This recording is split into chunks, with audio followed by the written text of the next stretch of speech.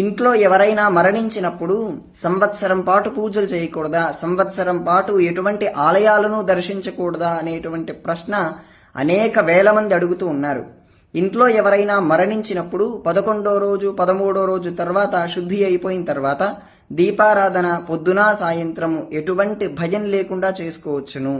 అలాగే అస్థికలు కలపటం కోసం నదీ జలాల దగ్గరికి కానీ క్షేత్రాల దగ్గరికి వెళ్తూ ఉంటారు. ఆ అస్థికలు కలిపేసిన తర్వాత కేవలం దర్శనం చేసుకొని వచ్చేయాలి. అక్కడ మీరేమైనా ప్రత్యేకమైన పూజలు చేయించుకోవడం వంటివి కూడదు. మీ దగ్గరలో ఉండే ఆలయాలను రోజు పొద్దున సాయంత్రము కుదిరితే దర్శనం చేసుకోవచ్చు. ఎటువంటి ఢోకా లేదు. కొంతమంది ప్రచారం చేస్తుంది ఏంటంటే సంవత్సరం వరకు ఏ ఆలయానికి వెళ్ళకూడదని, అంటే మన ఇంటి పక్కనుండే ఆలయాలకు కూడా వెళ్ళకూడదనే ప్రచారం చేస్తున్నారు. తప్పు.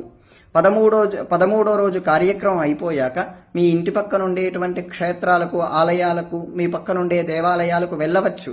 మీరు దర్శనం చేసుకుని రావచ్చు. అక్కడ మీరు ప్రత్యేకమైన పూజల్లో పాల్గొన్న అవసరం లేదు.